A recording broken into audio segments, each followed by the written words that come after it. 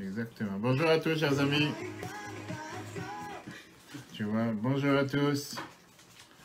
Nous sommes aujourd'hui à la recherche de l'amour. Tania, chapitre 44. Que faire quand il n'y a pas d'émotion? Qu'est-ce qu'on doit faire? On a parlé, si tu te rappelles, les dernières semaines. La semaine dernière, on peut voir sur l'application eTorah, on avait vu ensemble la différence entre l'amour d'un père et son fils et l'amour envers Dieu. On avait dit qu'au final, chaque juif, il a ce qu'on appelle cet Ahava Mesuteret, il a cet amour qui est inné, qui est à l'intérieur de lui, et que même si parfois elle paraît être totalement inexistante, mais au final, c'est à l'intérieur de lui, parfois par ça qu'il va méditer, par la Hitbonenut, par ça qu'il va méditer avec le cerveau, ce qu'on apprend dans la Chassidut régulièrement, qu'il va réfléchir, qu'il va méditer, il va pouvoir faire développer, le pouvoir agir, de pouvoir faire en sorte que cet amour va exister et va jaillir. La question, elle est, comme on a dit, puisqu'on parle à chaque fois du fait de pouvoir faire jaillir cet amour concrètement, de faire en sorte que cet amour elle soit développé par la méditation. Alors, qu'est-ce qui se passe quand au final, il n'y a pas de sentiment? Quand tu n'arrives pas à faire sortir cet amour, tu n'arrives pas à la faire jaillir. De cerveau jusqu'à l'action. On a attendu comme le Messie, mais à la fin, on s'est dit que si on va l'attendre comme un chien, certainement qu'on va attendre encore longtemps. Ce point, il parle un père avec son fils les derniers moments de sa vie. C'est quelques heures avant le décès, avant la disparition de tout le monde du Rabbi Rachab, qui était le 5e Rabbi de Chabad. Et il parle avec son fils, le Rabbi précédent. Et il lui dit la phrase suivante: moi, je vais dans le ciel, mais les écrits, je te les laisse. Les écrits, ce qu'il a écrit, ça, je te les laisse. Naturellement parlant, c'est quelque chose qui peut bouleverser une personne. Le Rabbi précédent, il a énormément peur quand il a entendu cette phrase. Parce que ça voulait dire que son père est en train de lui faire savoir qu'il va partir de ce monde, qu'il quitte ce monde. Et le Rabbi Rachab lui répond la phrase suivante: émotion, émotion, cerveau, cerveau. Demande-moi, qu'est-ce que tu t'émotionnes? Travaille avec ta tête. Et quelques heures après, il est parti de ce monde. Maintenant, qu'est-ce qui se passe ici? Tu as le Rabbi Rachab qui est quelques heures. Je me note. Non, je regarde. Tu as le Rabbi Rachab qui parle. Tu as là-bas la moutarde, ketchup et tout. Pourquoi tu ne sais pas? C'est tellement fainéant.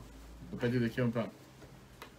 Qui est, avant de partir de ce monde, qui est très très faible. Son fils, il est très... C'est normal, il est mieux d'entendre une phrase pareille, que son père lui fasse savoir, comme beaucoup de tzadikim qui sont au courant, qui vont quitter ce monde dans quelques instants, dans quelques heures, quelques jours. Et son père, qu'est-ce qu'il lui dit? N'agis pas avec les émotions, agis avec le cerveau. On peut dire que cette phrase était comme un testament spirituel qui vient refléter ou récapituler la manière de penser, la manière d'agir de la Chassidut en général et la Chassidut Chabad en particulier, qui Chabad reflète la tête, comme on a parlé plusieurs fois. Malgré que c'est important aussi d'avoir des sentiments dans le service de Dieu, comme on voit dans le dernier chapitre de Tanya, néanmoins on voit que l'Admor Zaken n'a pas appelé la Chassidut Chagat qui représente Chesed, Gvura, Tiferet, sont les traits de caractère avec lesquels on agit, mais plutôt Chabad.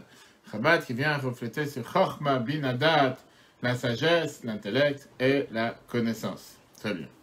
C'est comme si le Rabbi Rachab était dit: est-ce que tu as un moyen d'agir seulement avec les émotions? Non. Tu pourrais agir tu devrais agir avec le cerveau. Le travail de la Chassidut, ce que Chabad nous demande, il faut agir avec la tête, pas avec le cœur. Alors si on peut dire, ce troisième paragraphe, ce troisième cours sur le chapitre 44, vient de récapituler ce qu'on avait jusqu'à présent par rapport à l'amour. On va voir quelle est l'importance des émotions et surtout, qu'est-ce qui se passe quand il n'y a pas d'émotion. Est-ce que l'amour dépend de la tête ou du cœur? Est-ce que l'amour est cérébral ou l'amour est naturel? On a vu ça il y a 2 cours précédents pour celui qui a écouté. Et on va voir que la méditation, le fait de réfléchir, c'est beaucoup plus important que les émotions. Parce que les émotions, c'est quelque chose qui vient et qui part. Alors que quand ça passe avec la tête, c'est différent. On va voir. D'accord? Que faire quand il n'y a pas d'amour, quand il n'y a pas d'émotion? Puisque jusqu'à présent, on a parlé surtout sur les différentes manières d'aimer Dieu. Qu'est-ce qui fait quelqu'un qui ne ressent pas, qui n'a pas d'émotion, ne ressent pas l'amour envers Dieu? Il ne ressent pas cet amour envers Dieu. On a vu, tu réfléchis dans la tefila, tu réfléchis dans la prière. On a vu le fait de regarder les grandeurs que Dieu a créées sur terre. Un jour il fait 28 degrés, un jour il pleut, un jour il fait chaud, un jour il fait froid, bref. Revenons aux bases qu'on a vu la dernière fois, qui est pourquoi c'est important d'avoir cette émotion dans le service de Dieu. A priori, je peux très bien servir Dieu, faire la Torah et les mitzvot, sans émotion. Qui m'a demandé d'avoir des émotions d'être heureux, d'être joyeux. Si on se rappelle, on a vu la réponse dans le chapitre 38. On peut voir sur l'application et Torah. On a vu qu'à part l'action, on a besoin d'avoir la kavana. La kavana qui veut dire l'attention. On a vu qu'une action sans attention, c'est comme un corps sans âme. Et la raison, elle est parce que n'importe quelle action qu'on fait doit créer ce lien entre Dieu et l'homme. Si l'action est seulement technique, il ne vient pas du profond de la personne. Automatiquement, il n'y a pas de lien qui va être créé entre Dieu et l'homme. Quand l'action vient de l'intérieur de la personne, automatiquement, il y a une attention derrière, il y a une méditation derrière, il y a une réflexion derrière, il y a un sentiment derrière. À ce moment-là, je crée ce lien avec Dieu. À ce moment-là, c'est un lien qui est dévoilé. Si je le fais seulement de manière technique, pourquoi technique? Simple. Pour la simple raison parce qu'on m'a dit de le faire. Pour ça, je le fais. Mais j'ai aucun sentiment envers cette chose. C'est problématique. Prenons l'exemple avec un lien entre deux personnes. Un couple, un homme et une femme. Tu peux faire beaucoup, ou même dans une société, dans le travail. Tu peux faire beaucoup d'actions qui vont renforcer le lien. À condition que l'action, elle soit faite de l'intérieur, avec un lien profond. Si c'est des actions techniques, ça ne remplit pas de lien entre une personne. Ça ne va pas créer un lien entre une personne et un autre. Si tu donnes un cadeau à quelqu'un juste parce que tu as le devoir de donner un cadeau, la personne ne va pas sentir, comme on a vu la dernière fois l'exemple, avec un mari qui, parce qu'il doit amener un cadeau, il doit donner un bouquet de fleurs à sa femme, il va lui jeter dans la figure un bouquet de fleurs. Puisque je dois amener un bouquet de fleurs, je t'amène, je te jette. L'essentiel, c'est que j'ai fait ma mission, j'ai fait ce que je dois faire. C'est pour ça que la Chassidut t'explique que dans le service de Dieu, ça ne suffit pas de faire le Shulchan Aruch. Faire le code de loi juif en te disant, moi je suis un bon juif, moi je respecte la règle, je respecte la loi, monsieur le rabbin, moi je fais ce qu'il faut faire. Tu vas me dire, oui, c'est mieux que celui qui ne fait pas. Mais pourquoi toujours te fier à celui qui ne fait pas? C'est bien, tu as raison dans ce que tu dis, mais ça ne suffit pas. Pourquoi? La Chassidut te met l'accent sur un travail interne, profond, personnel, le lien que tu dois créer entre toi et Dieu. Ça, c'est l'importance de la kavana, l'importance de l'attention et l'importance du sentiment. Dans le langage kabbalistique, on l'a vu la dernière fois, qu'après, on a vu ça dans le chapitre 40, on a vu que derrière, ce qu'on appelle l'attention, les sentiments qui sont faits avec une mitzvah, c'est considéré les gatfin, les ailes, par lesquelles la mitzvah peut s'envoler. Sans kavana, sans attention, les mitzvahs restent en bas et ils ne montent pas en haut. Ils ne s'attachent pas avec Dieu. Oui, tu as fait ce que tu devais faire, mais tu n'as pas créé un lien avec la personne. Tu n'es pas devenu proche de la personne. Tu n'as pas créé un lien avec Dieu. Alors qu'à travers la kavana, les mitzvahs, ils montent vers le haut. Ils montent. C'est-à-dire qu'une mitzvah sans kavana, c'est comme un corps sans âme. Est-ce qu'un corps sans âme peut vivre? Non. Un corps sans âme ne peut pas vivre. C'est exactement la même chose. Alors, valeur, comme je t'ai dit, on ne pourra pas te réprimander que tu n'as pas fait ce qu'il fallait faire. Mais c'est comme je t'ai dit tout à l'heure, si tu amènes un bouquet de fleurs à ta femme et tu lui jettes dans la figure, après elle va dire, oui, il s'occupe jamais de moi. Tu dis, comment je t'ai amené des fleurs? Ok? Si c'est ça la manière comment tu t'occupes de ta femme, c'est très bien. C'est à 2 mots, tu l'as fait parce qu'il faut le faire. Tu veux l'appeler? Vas-y, appelle-la. C'est comptabilisé quand même. Je suis d'accord une fois. Oui. Si on va venir demain te réprimander et te dire comment ça se fait que tu n'as pas donné des fleurs à ta femme, c'est un mensonge. Tu as donné des fleurs. Mais est-ce que c'est considéré que tu as donné des fleurs? Est-ce que c'est considéré que tu as fait ce qu'il fallait faire? Est-ce que c'est la manière de faire? Je ne peux pas dire que tu n'as pas fait. Tu as fait, tu as amené. Je suis d'accord avec toi, tu as amené. Mais c'est ce qu'il faut faire, c'est comme ça qu'on devrait faire. Ça n'a pas de sens. Alors, quelle est cette kavana? Qu'est-ce que ça veut dire avoir cette attention? Et quelles sont ces ailes qu'on a besoin pour voler? On a vu ça dans le chapitre précédent. Les Zohar te dit que la kavana, c'est quoi? C'est trilo chimo. On a vu avaïr, qui veut dire la crainte et l'amour. Et donc, quand on te dit que tu dois avoir un travail profond, un travail interne pour pouvoir faire les mitzvot que Dieu demande de toi, ça doit être fait avec des sentiments d'amour envers Dieu et de crainte envers Dieu. Et c'est pour ça que j'ai fait les mitzvot. Et c'est pas pour rien que la Torah te dit tous les matins, tu dois dire dans la prière, Ve'ahavta et Hashem Elokecha. Tu aimeras Dieu ton Dieu. Mais non. Pourquoi les sentiments sont considérés comme des ailes? Parce qu'ils ont une qualité particulière. Quand tu fais quelque chose avec émotion, les émotions font entrer une vitalité dans ce que tu fais. Un engouement, tu es épanoui dans ce que tu fais, tu as plein d'émotions, bref, tu t'es vivant. En 2 mots, c'est quelque chose de chaleureux, quelque chose de vivant. Tu fais pas ça vraiment comme quelqu'un qui est totalement déconnecté de ce qu'il est en train de faire. Tu vois, quand quelqu'un prépare à manger, il prépare un gâteau ou quoi que ce soit, il ne fait pas ça de manière froide, comme un automate, c'est pas un robot. Il met sa tête, il met son cœur, il réfléchit. Il vit dans ce qu'il est en train de faire, c'est sûr qu'on est prêt à manger quoi que ce soit. Pareil, quand quelqu'un donne un cours. Tu peux avoir une personne qui donne un cours de manière endormie, tellement froid, et que ça ne te donne pas envie d'entendre. Parfois, je participe à des conférences. participe à des fois des sujets qui sont énormément intéressants, dans différentes formations. La personne, elle commence à parler, tu te dis, qu'est-ce que je vais perdre pendant 1 heure? Pourtant, c'est des sujets tellement intéressants. Mais la personne, comment il parle et comment il enseigne, ça t'intéresse tellement pas. Il est tellement comme un automate, froid, mort, sans vitalité. Je te dis, il y a quelque chose, c'est pas intéressant. Et c'est dommage. Moi, c'est te dit, quand tu fais une action sans kavana, il n'y a pas de vie. Même si c'est quelque chose qui est cérébral. Tout le temps qu'il n'y a pas d'émotion, l'action est considérée comme une action morte, froide, sans vie. Parce que le cerveau est trop déshabillé, il est trop déconnecté pour pouvoir faire entrer de la vitalité dans l'action. Pour pouvoir faire entrer de la vitalité dans une action, tu es obligé de passer par les sentiments, par les émotions. A priori, après ce qu'on vient de dire, on aurait dû faire entrer les émotions en tant que condition primordiale pour le service de Dieu. Le service de Dieu devrait être avec plein d'engouement, enflammant, émotion, sentiments, et tout ce qui vient éveiller les sentiments, tout ce qui vient éveiller les émotions. Sans ça, tu n'as pas pu servir Dieu. La réalité, c'est pas possible. Pourquoi c'est pas possible? Parce qu'avec toute l'importance qu'on peut donner aux émotions et aux sentiments, l'émotion, c'est la partie la moins contrôlable de l'âme. C'est quelque chose qui s'enflamme, et c'est quelque chose qui se déflamme. Ça s'allume, mais ça s'éteint sur un bouton. Tu ne veux pas décider à un moment précis, mais non, je vais être plein d'émotions, maintenant je vais y arriver le matin, tu es fatigué, tu n'as pas dormi la nuit, pas, tu as trop travaillé. Tu voudrais être plein d'émotions en train de prier, mais tu ne veux pas, tu n'es pas forcément, ça prend le temps. À l'époque, il y avait des starters dans la voiture, il faut mettre des starters, il faut essayer d'envoyer des pulsions pour que ça se mette en marche.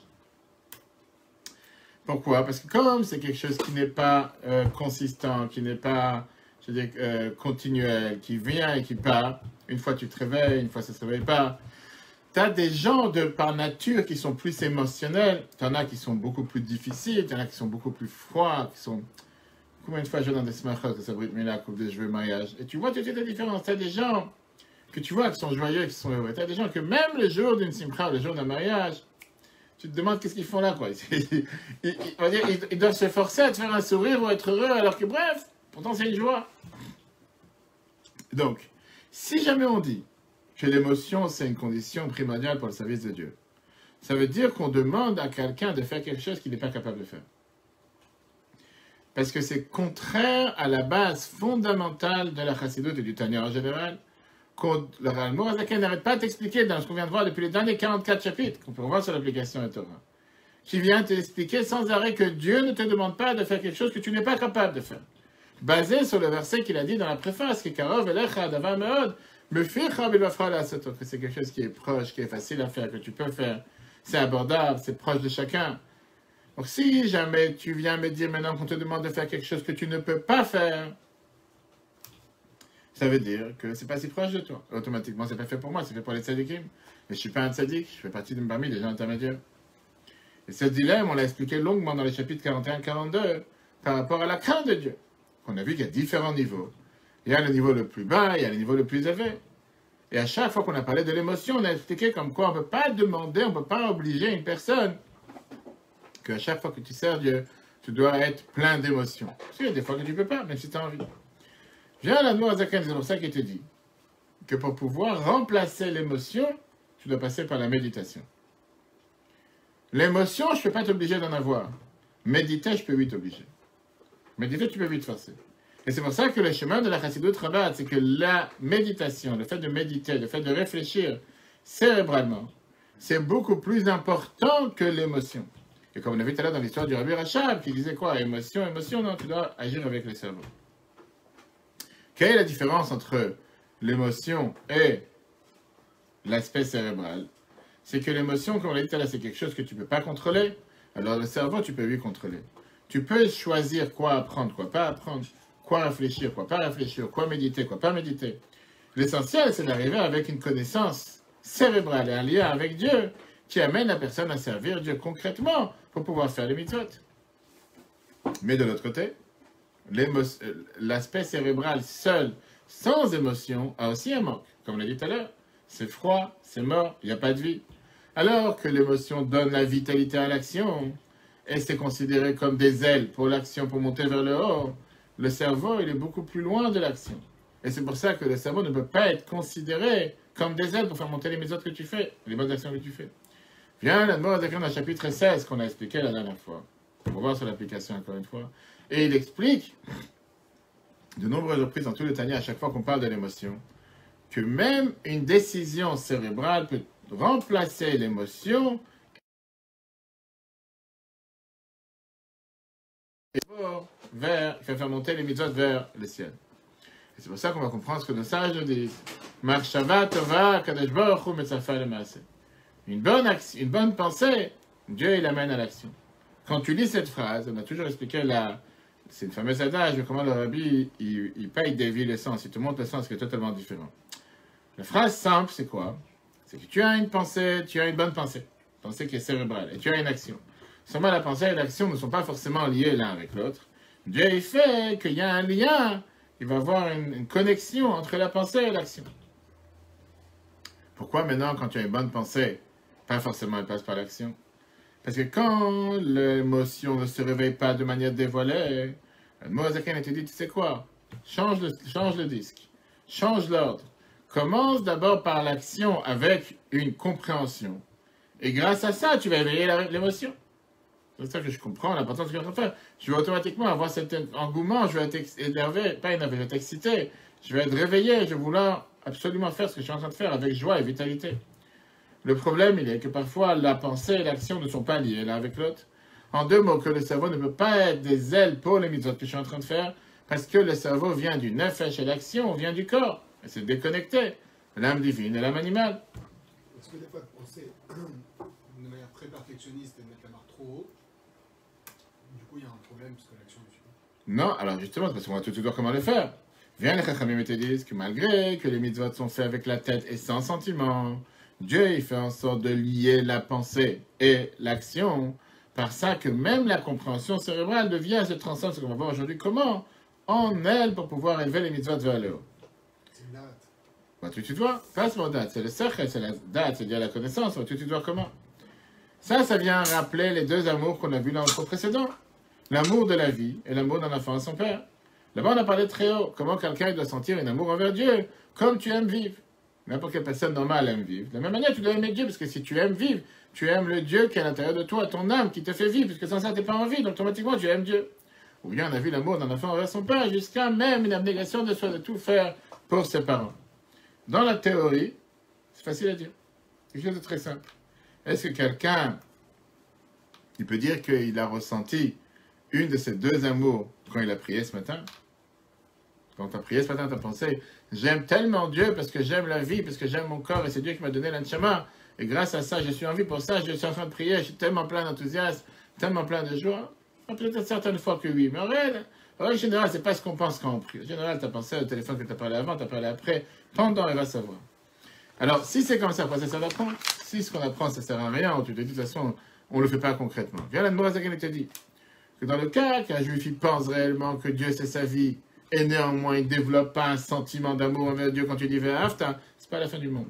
T'inquiète pas. Pourquoi? L'essentiel, c'est que de la compréhension que tu as dans le cerveau va venir s'exprimer le comportement dans l'action, même si tu as fait un bypass par rapport aux émotions. C'est ça que Mourazaken t'explique ici. Oui, bien sûr que les émotions c'est important. Oui, le cerveau tout seul, c'est pas bon. Mais si jamais je ne peux pas développer des émotions, va directement du cerveau à l'action, sans passer par les émotions. Et après, tu vas voir que les émotions vont aussi arriver. Ça, c'est exactement le prochain point que le Moazaken t'explique. D'abord, il te parle sur l'amour d'un enfant envers son père. Après, il te parle sur l'amour de la vie en général, qui est appelé, comme le vu la semaine dernière, Nafshi Viticha, mon âme a cette soif, cette passion de s'attacher avec toi. Il vient t'expliquer comment la méditation, parfois, peut remplacer l'émotion. D'abord, il te demande la question. Si quelqu'un va parler sur Dieu, que Dieu c'est notre Père, on a vu ça dans le cours, on avait un drash sur votre rabat ici dimanche soir, pour une personne qui a décidé d'aller Zénith, une cinquantaine de personnes, on a expliqué sur comment ça se fait que les patriarches, la seule chose qu'on parle de, à chaque fois on n'arrête pas de parler des patriarches, Avraham Avinu, notre père. Rachel, Imen, c'était l'Ila de Rachel, notre mère. Quel rapport avec notre père, notre mère? C'est dit ton père ni ta mère. Pas seulement ça. Avraham, tu peux dire beaucoup d'autres choses sur lui. Le révolutionnaire, l'homme de Chesed, le père du monothéisme. Bref, tellement d'autres choses plus importantes que dire notre père. Quand tu penses que Dieu est notre père, tu vas dire oui, c'est bien de dire Dieu c'est mon père. Mais concrètement, dans la réalité, c'est ton père, tu l'as mis à gâteau d'anniversaire, je sais pas, en quoi c'est ton père? Comment tu as ressenti vraiment que c'est ton père? Alors que ça veut dire que tu es en train de me faire des idées, des imaginations, c'est faussé. Et on sait très bien que la Torah, elle te demande un service de Dieu, sans être faux avec toi-même. Être vrai, c'est pas des illusions ici. Le Moazaken, il vient et te dit, c'est pas grave. C'est pas grave. C'est pas la fin du monde si tu n'as pas cette émotion.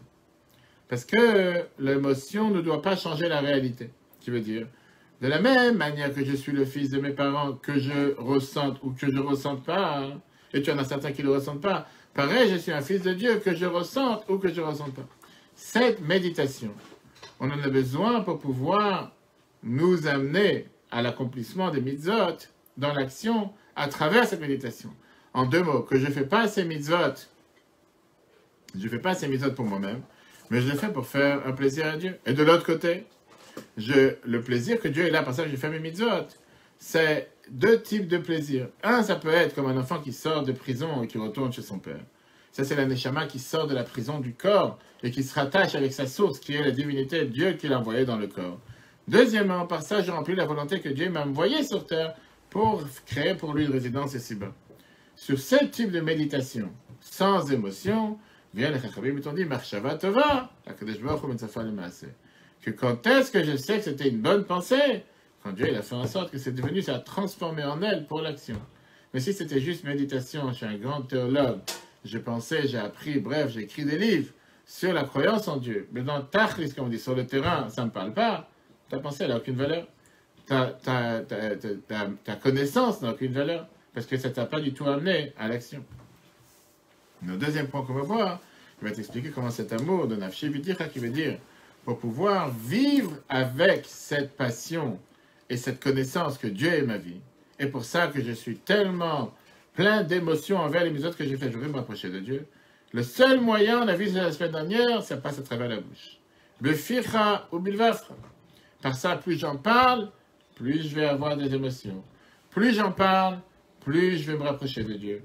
Plus je parle de l'amour envers Dieu, plus je vais vouloir aimer Dieu. Donc même si pour l'instant, je n'ai pas encore développé ces émotions envers Dieu, le fait que j'arrête pas d'en parler, j'arrête pas de le dire, et comme on l'a vu la dernière fois, c'est la raison même pourquoi chaque matin on répète encore une fois les psuké des Imra. Pourquoi chaque matin on répète encore une fois, il a créé les océans, il a créé les mers, il a créé le chaud, le froid, les animaux. Ça va, j'ai déjà entendu 1000 fois. Qu'est-ce qu'il le répète tous les jours? Parce qu'à force de le répéter, à force de le dire, tu vas finir par développer ces émotions s'ils ne sont pas encore été développées à l'intérieur de toi. Numéro 1. Même s'il te dit, même si tu t'imagines et tu penses qu'a priori chez le corps d'Imioni, c'est une force imaginaire, c'est une imagination. En tout cas, tu te fais des films. En deux mots, j'y crois pas vraiment. J'arrive pas à développer cette émotion envers Dieu. L'oyachouch, ne crains pas. Pourquoi? Mais il faut que tu saches que c'est totalement vrai. Mitzad atzmo de toi-même, il prenne ta ava mesuteret. Comme on l'a vu la semaine dernière, c'est un amour caché qui est ancré, qui est inné, qui existe à l'intérieur de chaque juif. Même si tu penses que c'est pas vrai, t'inquiète pas, à l'intérieur de toi, elle existe. Rak, seulement. Chez Toelet, que le but du travail qui amène Yetziata à faire sortir, à faire exploser, à faire jaillir cet amour caché à la guilouille vers le dévoilement, qu'elle soit dévoilée, que dès la vie à l'idée maaseh, c'est pour l'amener à l'action. Chez où, Esek à Torah vers mitzvot, qui est de faire la Torah et les mitzvot. Chez l'Omed, qui l'apprend, Mekayem, qui l'accomplit à l'idée, c'est grâce à cet amour. Pourquoi il fait la Torah et les mitzvot? Que dès la sot nachad ruach lefanav, afin de faire une satisfaction à Dieu, il berer que ben aved et aviv, comme un enfant qui sert son père. Valzé ambrou, c'est sur ça que nos sages ont dit, la fameuse phrase que Marshava Tova, Akadosh Baruch Hu metzarfa lemaaseh, de la Gemara Kiddushin page 40a, qu'une bonne pensée, Dieu ait fait en sorte qu'elle arrive à l'action. Comme on l'a dit tout à l'heure. Lui te dit que d'où je sais que c'était une bonne pensée une fois qu'elle est arrivée à l'action. Mais au final, quel est le but? L'iyod, gatfil ne pas que ce soit des ailes pour l'aider à voler, que niskarle, comme on a mentionné dans le chapitre 16. Fanachad ruach à la satisfaction que Dieu est là. Ou que machal simchat ameler, c'est comme par exemple la joie d'un enfant, d'un roi, mibno de son fils, Sheba Elav, qui vient le voir, Betzetom et Bet Asurim en sortant de prison, Kaniskar comme on l'a vu dans le chapitre 31, ou bien Liotlo, Dira Betartanim, ou bien le fait de faire pour Dieu une résidence ici-bas dans ce monde en bas, Kaniskar comme on a vu dans le chapitre 36. Hine, maintenant il te dit, Gam, Liprinat, Nafshi, Viticha, Niskar même pour atteindre et même pour obtenir ce degré d'avoir une soif, une passion envers Dieu, c'est très facile de le sortir de niveau caché au niveau dévoilé. Comment? Et ça, c'est pas seulement pour le mot envers Dieu, c'est en général dans la vie. Par ça que tu t'habitues constamment avec ta bouche et ton cœur qui soient égaux. À force de dire je t'aime, tu finiras par l'aimer. C'est pour ça que les parents disent à chaque fois à leurs enfants comment ils l'aiment, comment il est bien, comment il réussit, etc., etc. Argam, Achim, mais si jamais tu peux pas le si tu peux pas le faire sortir, l'exprimer concrètement avec ton cœur, c'est pas pour ça que tu dois t'arrêter de le faire comme on l'a dit tout à l'heure. Afal pikane en moi. Yachol, asok, batorah, mitzvot, lishma, tu peux faire la Torah et les mitzvot parce que Dieu t'a demandé de le faire.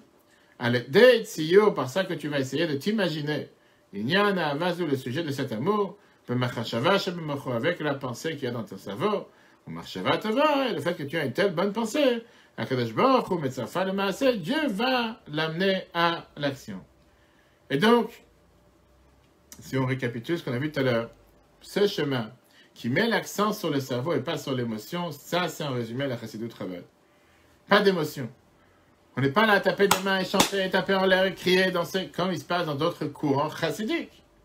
C'est une autre manière de servir Dieu. La Chassidut Chabad, elle est sur l'introspection. Travailler avec l'intérieur de toi-même. De l'intérieur. Donc, ça ne veut pas dire que tu dois être non plus un mort quand tu sers Dieu. Tu dois avoir cette vitalité, tu dois avoir cette joie, tu dois avoir cette passion. Mais passe d'abord par le cerveau. Parce que si c'est quelque chose qui est tout simplement pur et dur, superficiel, qui est juste une explosion d'émotions, de la même manière que cette émotion, elle est venue, elle repart la minute d'après. Si elle ne s'est pas passée par la méditation d'abord, ça partira. Et donc ça, c'est une différence avec des autres courants chassidiques. Breslev, Skver, il y en a tellement d'autres, qu'ils mettront plus l'action sur l'émotion qui doit s'exprimer à l'extérieur. Une autre manière de servir Dieu. C'est le Vachon, il y avait plusieurs élèves. Chacun, il avait une autre manière, un autre moyen de comment servir Dieu. Il y avait un des chassidim qui une fois venu chez l'Admour Azaken et il s'est plaint en disant que mon ami qui est un chassid du tzaddik, Repraim Chakel d'Amdoura, notre courant chassidique, il prie avec une telle ferveur, avec un tel feu, et que bref, quand il prie, toute la synagogue tremble. Même s'il y a 200 personnes, c'est lui, je te racontais que je travaillais à l'époque, après mon mariage, en 98, je travaillais à Borough Park, dans une librairie, une bibliothèque, Chabad, pour justement les livres de chassidut, etc., pour tout un public qui n'était pas chassidique. Et en bas de la bibliothèque, il y avait un office de chassidim, Stolin Kalim. Stolin Kalim, ils existent en Israël, ils sont en Amérique. Donc tous les jours pour Mincha, je descendais du haut en bas pour les prières. C'est pas que tu rentres et faut mettre des boules caisses, ça va aider quelque chose. Ça va 100, 200 personnes. Chacun en plein milieu de la journée, c'est pas un jour de Kippour, on est là. Dès qu'il commence à shrer, c'est les oreilles qui explosent. Mais quand je te dis toute la prière, mais c'est des cris, mais c'est-à-dire, celui qui crie le plus fort. Te dire c'est sincère, pas sincère, je suis pas là pour juger. Mais ça, c'était la manière de prier. Alors que toi, tu es habitué de prier à voix basse, te concentrer, réfléchir sur les mots. Là, tu te dis, mais je peux pas, c'est impossible. Bref, j'étais là-bas. Donc lui, il s'est plaint, il dit, je comprends pas. Lui, ce chassid, il prie à Dieu. Ça m'est arrivé des choses. Ça m'est arrivé, non, je me suis dit, c'est quoi? Je dis, heureusement que c'est que Mincha et pas Jacharit. Heureusement que c'est pas une prière qui dure 1 heure. Moi, je trouve que ça donne beaucoup d'énergie. Alors, une seconde, lui, il m'a mais qu'est-ce qu'il en reste après? Ça, je suis pas en train de juger ces gens-là. Je suis en train de voir ce qu'on est en train de parler ici. Écoute, ce chassid, il s'est plaint, Admor Azaken, en disant, voilà, l'autre, il est en train de prier, il est plein d'enthousiasme, il est plein d'engouement, il est plein de vitalité, il est bref, c'est un feu qui brûle. Je fais, moi, qui je m'appelle un chassid Chabad, et moi qui apprends des discours chassidiques, je ne ressens pas un tel engouement. On vient de dire que l'essentiel c'est le cerveau, on vient de dire que l'essentiel c'est cérébral, on vient de dire que l'essentiel passe par la méditation avant l'émotion. Je dis, voilà l'autre, il est en train de prier, on dirait c'est un volcan qui explose.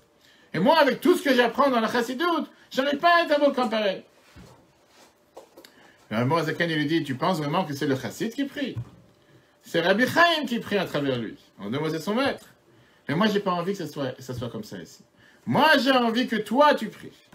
Et si on reprend cette image avec le premier discours que Rabbi a prononcé, en 51. Rabbi a prononcé des discours avant, tout le temps. Mais quand le premier discours, quand Rabbi est devenu Rabbi Judjvat, 1950, 51, Rabbi a dit la fameuse phrase. Yiddish qui veut dire ne vous créez pas des imaginations. Pensez pas ici qu'on va faire le travail à votre place. Chacun doit servir Dieu avec ses propres forces, avec son cœur, son âme. On est là pour aider, pour donner un coup de main. Il a bien expliqué la différence avec les autres chassidim de Pologne. Que justement, chez eux, il y a plus l'idée, moi je mets tout sur le rabbi, c'est le rabbi qui fait tout pour moi, et moi, je suis un bon juif à travers le rabbi. Ça, c'est ce que la Mourazakin explique. Je veux que toi, tu pries.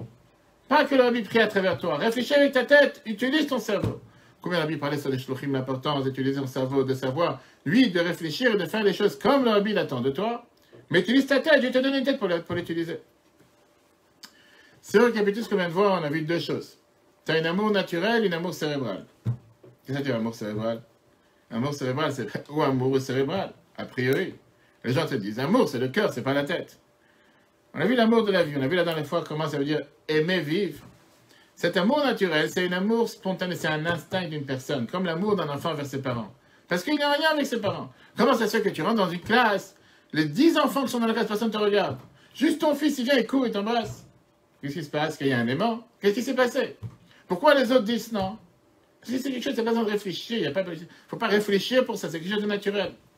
Mais il y a un amour cérébral. C'est quoi cet amour cérébral? C'est un amour qui a été créé par ça que tu médites. Tu reconnais les qualités de la personne. Et ça se renforce par le fait qu'un, il agit envers l'autre constamment. Et ça revient à ce que les conseils que la Bible donnait pour le couple.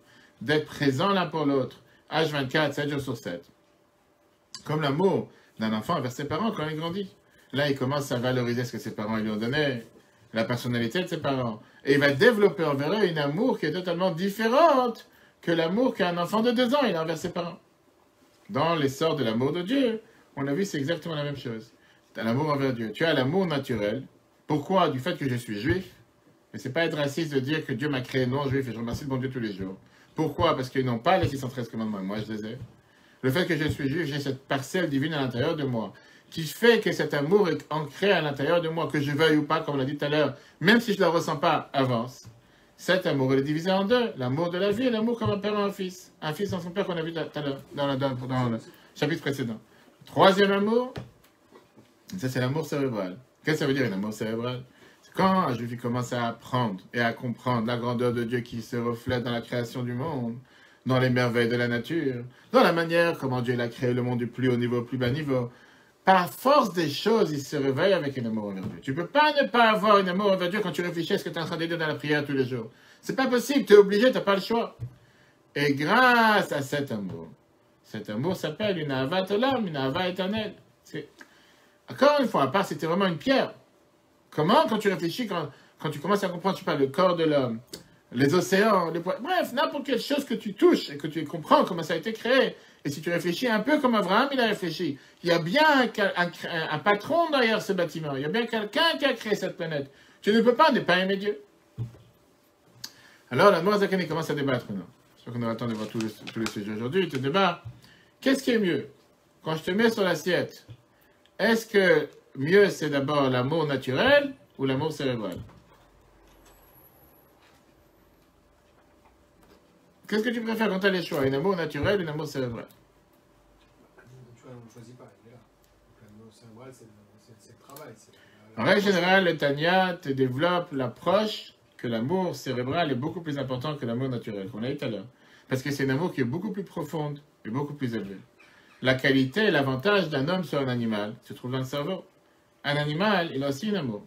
Un animal, il a aussi un instinct naturel.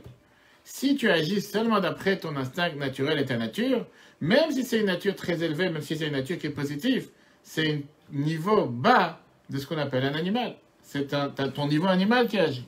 Et c'est d'ailleurs la raison pourquoi les anges sont appelés des animaux. Qu'est-ce qu'on dit dans la Tfila tous les jours? Chayot HaKodesh. Pourquoi Vaofanim Vechayot HaKodesh? Les animaux saints. Pourquoi on les appelle des animaux? Parce que leur service de Dieu est naturel. Michael représente l'amour. Gabriel représente la crainte. Tous ceux qui s'appellent Gabriel, on a peur de lui. Etc. Alors que quand quelqu'un il agit avec le cerveau, les émotions sont influencées du cerveau, là c'est un niveau qui est beaucoup plus élevé. Là c'est ce qu'on appelle Medaber, c'est l'humain. Ça c'est la qualité de l'humain. Je crois que l'animal il a compris avec le cerveau pourquoi il faut qu'il aime tel animal et pas l'autre. Aujourd'hui il va se mettre avec tel animal, demain avec l'autre, aujourd'hui on a tel cas. Qu'est-ce qu'il comprend la différence? Viens, l'Admorazaken te dit que dans l'amour naturel qu'on a mentionné tout à l'heure, qui est l'amour de la vie ou l'amour du père envers son fils, il y a à l'intérieur aussi le composant de l'amour cérébral. Pourquoi? Parce que même si cet amour, c'est un amour naturel qui se trouve à l'intérieur de la personne, mais elle est cachée. Comment elle se dévoile à travers le cerveau? Comme l'a dit tout à l'heure. Ça n'existe pas un juif qui n'a pas d'amour envers Dieu. Oui, c'est une ava mesuteret, une ava, un amour caché. Grâce au cerveau, il va dévoiler cet amour naturel qui existe à l'intérieur de lui, qui va se dévoiler vers l'extérieur. Plus que ça a été dit, il y a une supériorité dans l'amour naturel plutôt que sur l'amour cérébral. Premièrement, tu n'as pas besoin de l'inventer. C'est un instinct qui est déjà ancré, inné à l'intérieur de la nature d'un juif. Maintenant, bien sûr, il faut un briquet pour lancer la flamme. Si tu n'as pas le briquet, c'est un problème, mais la flamme, elle est là. C'est pas que tu as fabriqué quelque chose de nouveau. C'était là, tu as bien éteint ça a commencé à gérer le feu. Deuxièmement, le fait que tu vas juste méditer, même de manière le plus simple, reconnaître que Dieu est ta vie, Dieu est ton Père, ça même, ça va, et de répéter sans arrêt, ça même, ça va faire en sorte que cet amour va jaillir vers l'extérieur. Et c'est pour ça qu'il ne faut pas arrêter de répéter. Plus tu le répètes, plus finalement, ça va faire exploser cet amour vers l'extérieur. Et ça, c'est encore un avantage qu'il y a dans le Tanya particulièrement, qui vient sans arrêt te montrer comment le service de Dieu du plus haut niveau est abordable à qui que ce soit du plus bas niveau. Ça n'existe pas ceux qui se disent les plus élevés ou les moins élevés. Non, même un tel amour envers Dieu, de développer un amour naturel, peut être abordable pour n'importe quelle personne la plus simple. Bien sûr, s'il fait des efforts, s'il travaille, s'il n'arrête pas d'en parler, s'il n'arrête pas de méditer, etc. Maintenant, l'Admorazaken, il commence à t'expliquer ça avec des mots kabbalistiques. Des mots kabbalistiques. Il t'explique que les sentiments, c'est les ailes. Les ailes, leur but, c'est quoi? C'est de voler. On a vu dans le chapitre 40, la dernière fois, 38-40, que le but d'avoir des ailes, le but d'avoir l'amour et la crainte, c'est de pouvoir élever les mitzvot vers l'eau. Puis l'Admorazaken, dans les chapitres 38-40 qu'on a vu déjà dans le passé, qu'on peut revoir sur l'application et Torah, qu'il y a différents types d'ailes. Même dans les ailes, il y a différents types d'ailes. Même dans les ailes, c'est pas tous les mêmes. Les ailes d'un aigle, c'est pas les ailes d'un coq et d'une poule. Comment ça se fait qu'un coq ou une poule ne peut pas voler plus d'1 mètre, je sais pas, peut-être 2 mètres, je crois pas 2 mètres. 1 mètre, c'est sûr. Pourquoi? Pourquoi un aigle peut voler des centaines de mètres? Pourtant, les deux, c'est des ailes. En quoi l'un est différent de l'autre? Pourquoi un moustique peut voler, je sais pas, jusqu'au 3e ou 10e étage, il peut venir embêter les gens dans leur chambre au 10e étage, alors que, je sais pas, un coq ne peut pas monter? Parce qu'il y a différents types d'ailes. Différents types d'ailes, l'Admorazaken te dit, ça correspond à différents types de kavana, différents types de méditation, qui élèvent les mitzvot à différents niveaux. Et comme on sait que dans le monde, on a 4 types de mondes. On a ce qu'on appelle le monde de l'émanation, qui est Atzilut, le monde de la création, Bria, le monde de la formation, Yetzira, le monde de l'action, Asiya, le monde dans lequel nous sommes, c'est le monde le plus bas, le monde de l'action. Au-dessus de lui, tu as le monde de la formation, après, tu as le monde de la création. Et au-dessus, tu as le monde de l'émanation, où éclaire Dieu, où il n'y a pas de mal. Viens, la Kabbalah te dit qu'à chaque fois que tu fais une mitzvah, la mitzvah peut monter d'un cran, peut monter de niveau en niveau. C'est comme les ailes, tu peux monter d'un niveau en niveau. Et ça dépend de la kavana, de la concentration et de la méditation que tu as eue derrière la mitzvah.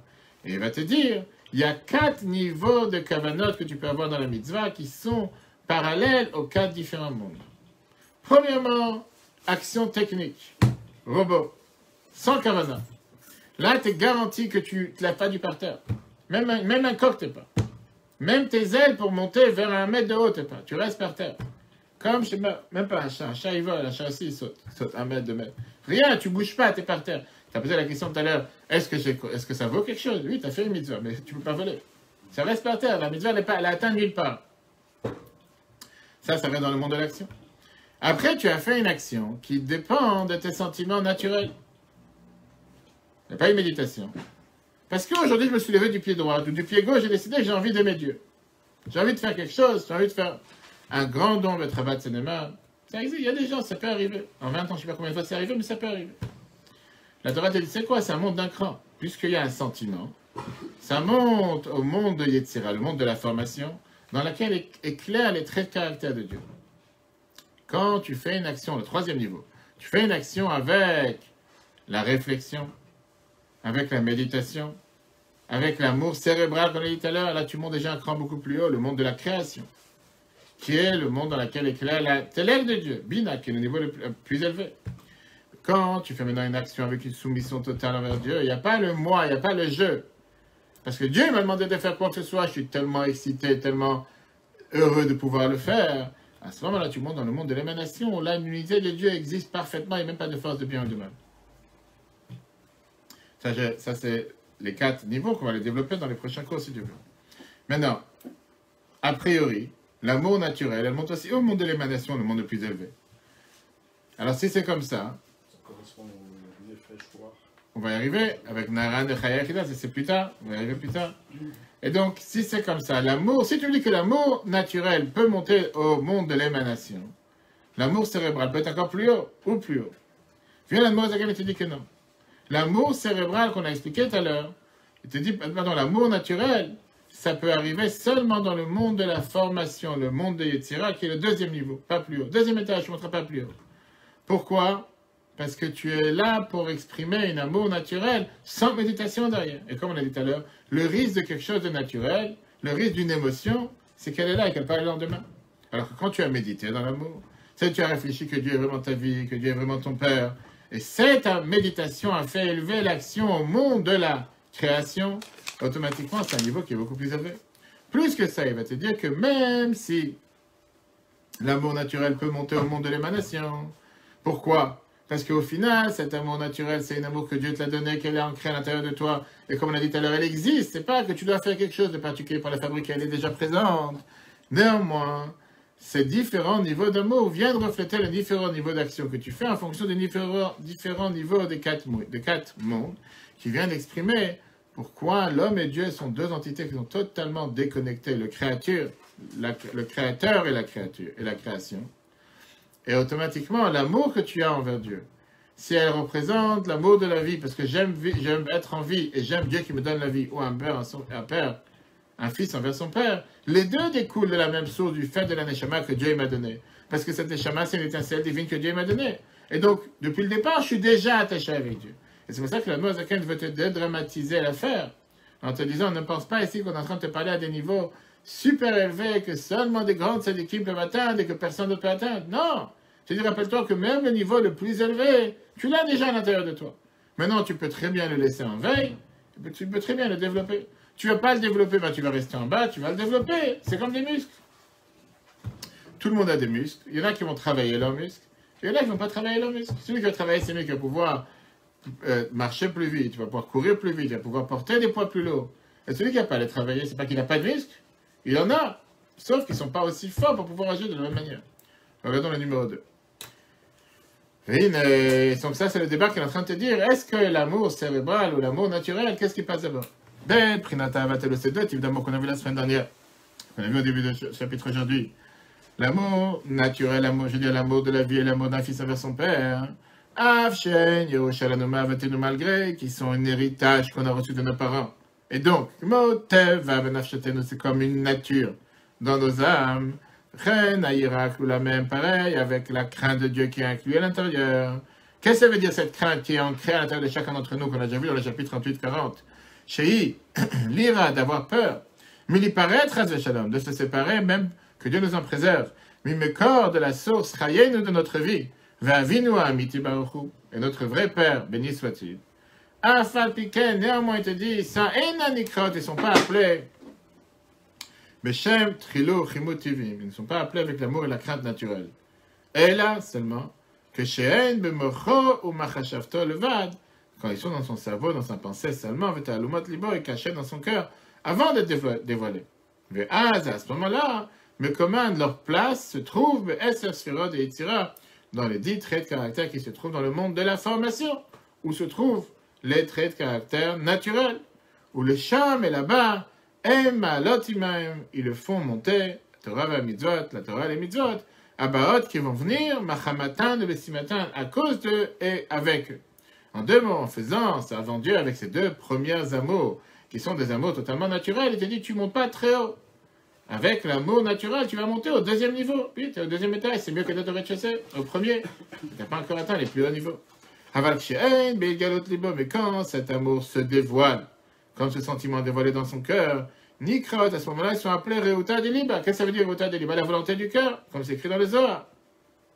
Et là, me commande le remplacement, mais Eser Sphirot d'Ibria, ça va monter dans les 10 attributs, les 10 traits de caractère qui se trouvent dans le monde de la création, qui est déjà le 3e niveau.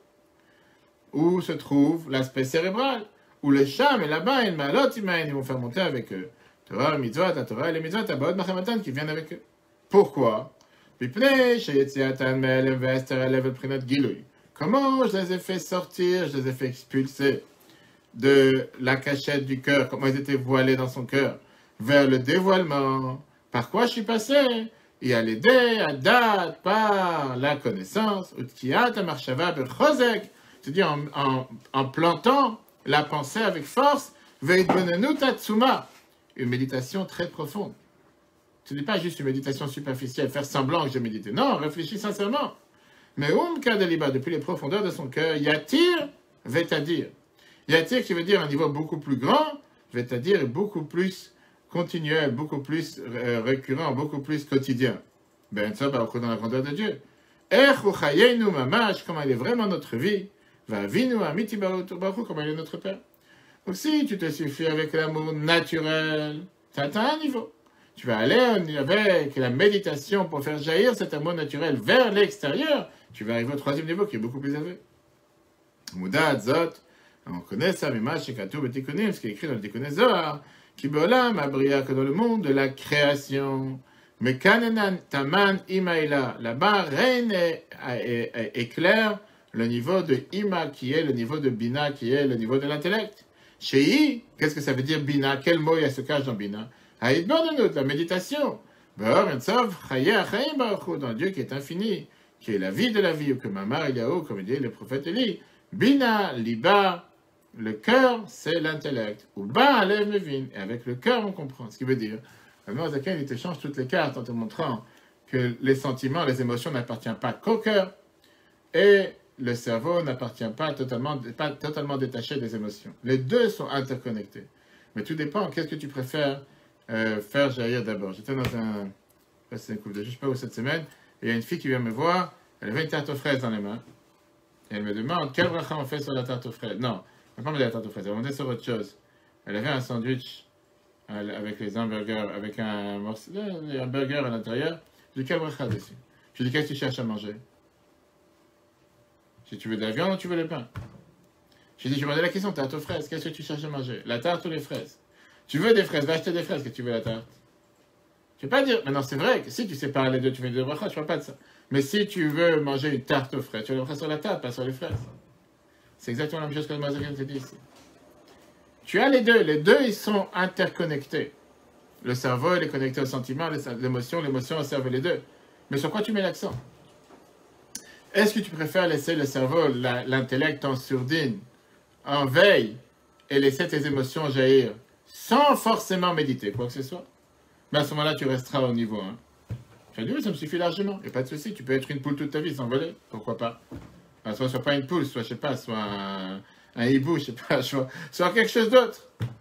Ou bien, tu vas jaillir avec ton cerveau qui va faire expulser ses sentiments grâce à la méditation. Et là, tu vas aller propulser les actions que tu fais d'un niveau beaucoup plus élevé. Ça, c'est pour aujourd'hui. La semaine prochaine, on verra. Est-ce que si c'est comme ça, est-ce qu'il y a vraiment un avantage dans l'amour cérébral? Puisqu'au final, l'amour qui n'est pas cérébral est aussi important si j'agis avec le cerveau. Et on va voir encore une fois la semaine prochaine, à la fin du chapitre 44, pourquoi la Chassidut met tellement d'action sur Da'at, Chabad, Da'at Elokei Avicha. Tu as un devoir de connaître Dieu, d'apprendre Dieu. Connaître comment Dieu fonctionne sur terre. Pourquoi ça ne suffit pas de faire les choses robotiquement, bêtement, machinalement? Pourquoi il faut comprendre ce que tu fais? Pas seulement comprendre le sens de la misère, mais pour ça que la Gemara Brachot te dit que Chassidim Arishonim, la Gemara te dit, le premier disciple avait l'habitude d'attendre avant la tfila, à un moment, et après prier. Koved Rosh, que ça veut dire de méditer. Méditer sur quoi? La grandeur de Dieu. C'est pour ça qu'on apprend la Chassidut avant la prière. Pour méditer sur la grandeur de Dieu. Pourquoi la Chassidut met un tel accent? Pourquoi tous les livres de la Kabbale, les livres de la Chassidut ont été écrits? Et pourquoi c'est important d'apprendre la Chassidut? Et comme on a vu tout à l'heure, pourquoi quelqu'un qui n'apprend pas la Chassidut ne peut pas arriver à servir Dieu avec vitalité? Oui, il va servir Dieu. Oui, tu as envoyé un bouquet de fleurs dans la tête de ta femme. On ne pourra pas te réprimander, tu ne l'as pas amené des fleurs. Si on va te mener au juge demain, on va dire, est-ce que tu as amené des fleurs les derniers 10 ans à ta femme comme elle t'a demandé? Je dis oui, monsieur. Comment tu les as amenées? C'est différent. On ne pourra pas dire que tu ne les as pas amenées. Mais est-ce que c'est la manière de les amener? On ne pourra pas te réprimander que tu n'as pas servi Dieu. Donc, comme on a dit tout à l'heure, une mitzvah sans kavana, c'est comme un corps sans âme. Mais, il y a toujours le mec que la Mourazakin te dit, ne te démoralise pas. Si tu l'as pas, c'est pas la fin du monde, elle existe. Travaille pour la dévoiler. Cours en replay sur l'application Torah, si Dieu veut, à 14h. Le prochain cours, comme tous les lundis, tous les mercredis, Zoom sur la paracha dans laquelle on verra est-ce qu'on peut faire des cours cholim, visiter les malades par Zoom, virtuellement, est-ce que ça compte ou pas aujourd'hui. Et on verra pourquoi Abraham, Dieu, il a demandé d'enseigner à ses enfants, Tzedaka ou Mishpat, Tzedek ou Mishpat, la justice et la charité, pourquoi ça devait passer par Abraham. Lundi soir, on avait un merveilleux cours sur Vayera, comment se fait-il que Sodome, quel était le modèle économique de Sodome? Pourquoi ils ont eu un tel désastre? Pourquoi Dieu devait renverser la ville? Alors qu'à peine la semaine dernière, on a appris pourquoi Dieu a dit je ne vais plus détruire le monde. J'ai promis, j'ai juré que c'est fini, il n'y a plus de déluge. Alors oui, on a dit pas tout le monde, mais une partie. Et tout d'un coup, cette semaine, ça recommence encore une fois. Chaque semaine, on a avec ces histoires. Qu'est-ce qu'ils ont fait tellement de mal? On a vu ça longuement. Pourquoi la Mishnah te dit ce qui est à moi est à moi, ce qui est à toi, c'est Midat Zdom. Garde ce que tu as. En quoi je t'ai fait du mal?